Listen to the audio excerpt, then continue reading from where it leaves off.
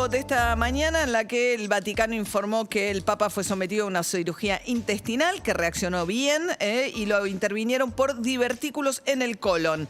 Va a seguir internado 5 días, una intervención programada, aclararon los voceros de la Santa Sede. Vamos a ver de qué se trata esto. Luis Caro es médico gastroenterólogo, es endoscopista, jefe de gastroenterología del Instituto Fleming. ¿Qué tal, doctor Caro? ¿Cómo le va? Hola, buen día, María. ¿Qué tal? ¿Cómo está? Un gusto que me hayan llamado. Bueno, ¿de qué se trata esto que le pasó al Papa? ¿Tiene que ver con la edad? ¿No tiene que ver con la edad? En realidad no tiene que ver con la edad. Hace bastante tiempo que sabíamos que el Papa tiene divertículos y cada tanto sufría de dolores en el abdomen. En general está topográficamente en el lado totalmente opuesto, en espejo, a donde está el apéndice.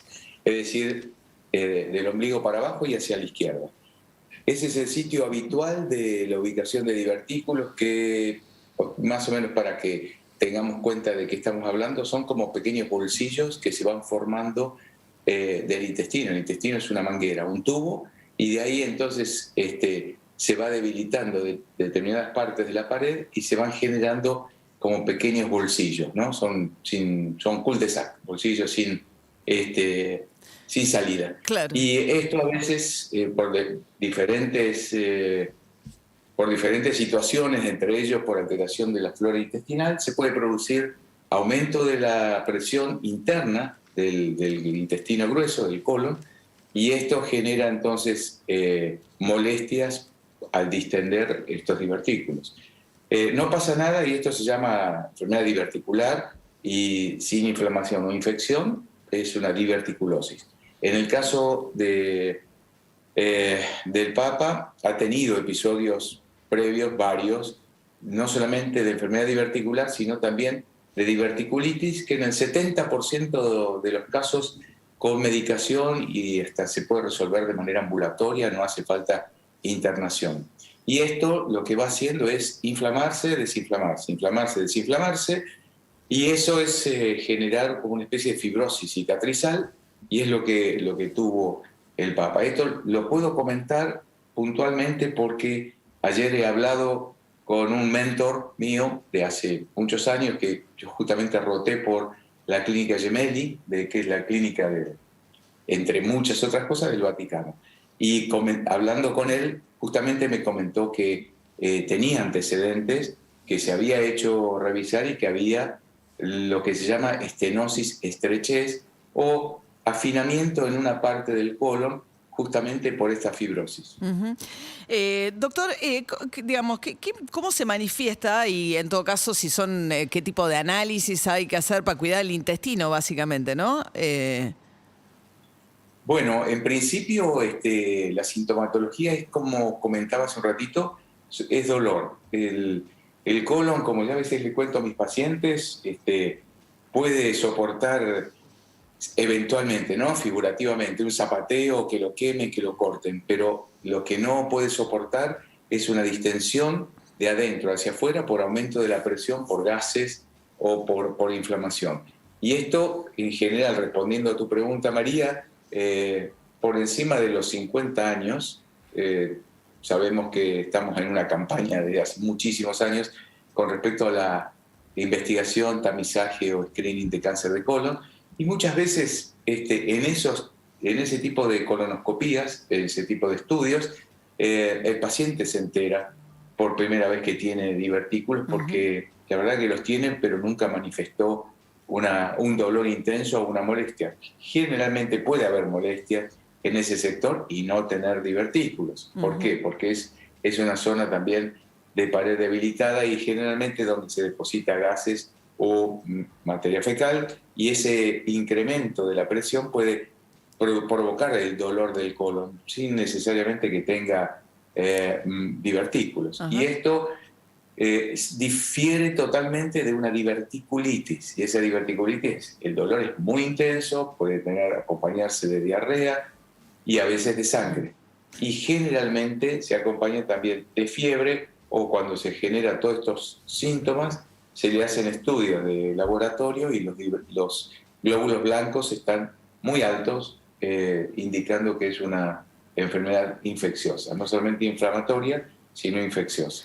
Pero, digamos, más allá de la situación del Papa puntual, que igual se ve que es alguien de muy buena salud, porque para la edad que tiene, ¿no? 84 años, tiene algo que, por lo que nos está explicando el doctor Luis Caro, nada, es una operación programada, sin grandes consecuencias. ¿Se recomienda la colonoscopía en hombres, mujeres, a partir de qué edad, doctor? Bueno, la colonoscopía a partir de los 50 años, como siempre y cuando no tenga antecedentes familiares. Hoy por hoy, igual, de todos modos, en el primer mundo se empieza a recomendar a partir de los 45 con alguna comorbilidad, palabra que aprendimos con el COVID, ¿no? Sí. ¿Cuál es esta? Obesidad, generalmente diabetes, alcoholismo, tabaquismo. Entonces, en este tipo de población a veces conviene empezar antes, pero si padres o madres o hermanos o tíos o es una familia que uno dice, fulanito, menganito tuvieron cáncer de colon, quizás conviene preguntar antes para hacer un consejo genético a ver cuándo conviene. E insisto, en general cuando aparece se hace la colonoscopia, aparecen divertículos y los pacientes dicen, jamás tuve uno. Claro. Y ahí entonces uno se empieza a recomendar algunas instancias como para prevenir los ataques diverticulares. Decimos que cuanto más cerca estamos de la fibra es fibras de todo tipo, solubles o hidrosolubles, ¿no? Zapallo, calabaza, verduras de hoja, en fin, todo tipo de hortalizas y verduras. Cuanto más cerca estamos de estos principios nutritivos o por lo menos fibrosos, estamos más lejos de la diverticulitis. ¿Cómo es eso? ¿Hay que comer? Hay que comer fibra, al margen de lo que se coma habitualmente, por distintas circunstancias se previene comer fibra. Incluso también es cierto... ¿Fibra sería? Fibras, lo que decía yo, solubles e hidrosolubles, ¿no? Las insolubles son generalmente las verduras de hoja. Esto previene constipaciones, previene inflamaciones e incluso si uno los acostumbra a los chicos desde muy chicos, se previene o por lo menos colabora para evitar el cáncer de colon, evitando los pólipos, que son los precursores. O sea, las fibras son solubles, son todas las que son amarillas y naranjas, zapallo, calabaza, cabutia, hoy de moda, zapallo anco, todas estas fibras, o fibras, farmacológicas, ¿no? Sobres que vienen fibras. Fibras es psyllium, es el nombre genérico, y esto es lo que evita la constipación porque la fibra atrapa el agua y entonces mejora incluso la constipación porque lleva el agua al intestino grueso. Y después comer verduras de hoja y hortalizas naranjas. Exactamente. Perfecto. Así es. Bueno, la recomendación del doctor Luis Caro, médico gastroenterólogo, endoscopista.